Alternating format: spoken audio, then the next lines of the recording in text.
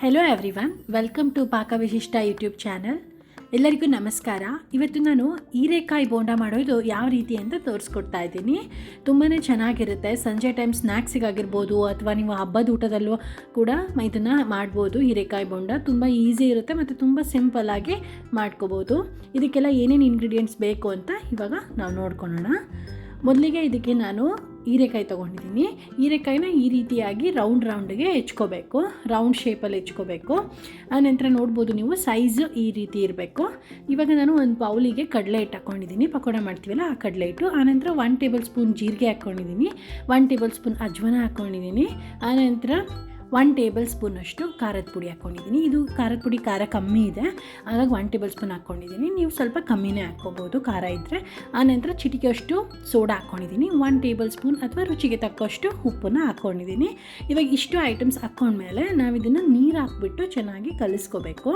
ನೀವು ನೋಡ್ತಾ ಇದ್ದೀರಾ, ಈ ರೀತಿಯಾಗಿ ನೀರು ಹಾಕೋತಾ ಕಲಿಸ್ಕೋಬೇಕು. ಒಂದೇ ಸತಿ ಅಷ್ಟು ನೀರನ್ನು ಹಾಕೊಂಡು ಕಲಿಸ್ಕೋಬಾರ್ದು, ನೀರು ಹಾಕೋತಾ ಕಲಿಸ್ಕೋಬೇಕು. ಇದ್ರ ಕನ್ಸಿಸ್ಟೆನ್ಸಿ ಈ ರೀತಿಯಾಗಿರಬೇಕು. ಇವಾಗ ಒಂದು ಬಾಣಲಿಲಿ ಎಣ್ಣೆ ಇಟ್ಟಿದ್ದೀನಿ. ಎಣ್ಣೆ ಕಾದ ನಂತರ ಹೀರೆಕಾಯಿನ ಈ ರೀತಿಯಾಗಿ ತೊಗೊಂಡು 2 ಸೈಡನ್ನು ಆ ಮಿಕ್ಸ್ಚರಿಗೆ ಎದ್ಬಿಟ್ಟು ಬ್ಯಾಟರ್ ಮಾಡ್ಕೊಂಡಿರ್ತೀವಲ್ವ ಹಿಟ್ಟಿಂದು, ಅದಕ್ಕೆ ಎದ್ಬಿಟ್ಟು ಈ ರೀತಿಯಾಗಿ ಅದನ್ನು ಬಾಣಲಿ ಒಳಗೆ ಹಾಕಬೇಕು. 2 ಸೈಡನ್ನು ಡಿಪ್ ಮಾಡಬೇಕು. 2 ಸೈಡನ್ನು ಈ ರೀತಿ ಎದ್ದು ತೆಗೆದು ಬಾಣಲಿ ಒಳಗೆ ಹಾಕಬೇಕು. ಆನಂತರ ಅದನ್ನು ಚೆನ್ನಾಗಿ ಫ್ರೈ ಮಾಡ್ಕೋಬೇಕು. ಮಾಮೂಲಿ ಪಕೋಡ ಮೆಣಸಿನ್ಕಾಯಿ ಎಲ್ಲ ಮಾಡ್ಕೊತಾರಲ್ಲ ಬೋಂಡ, ಆ ರೀತಿಯಾಗಿ ಇದನ್ನು ಕೂಡ ಚೆನ್ನಾಗಿ ಫ್ರೈ ಮಾಡ್ಕೋಬೇಕು. ನೀವು ನೋಡ್ಬೋದು ಈ ರೀತಿಯಾಗಿ ಫ್ರೈ ಮಾಡ್ಕೋಬೇಕು. ಕಲರೆಲ್ಲ ಚೇಂಜ್ ಆಗ್ತಾ ಇದೆ, ನೀವು ನೋಡ್ತಾ ಇದ್ದೀರಾ ಅಲ್ವಾ, ಕಲರೆಲ್ಲ ಚೇಂಜ್ ಆಗ್ತಾ ಇದೆ.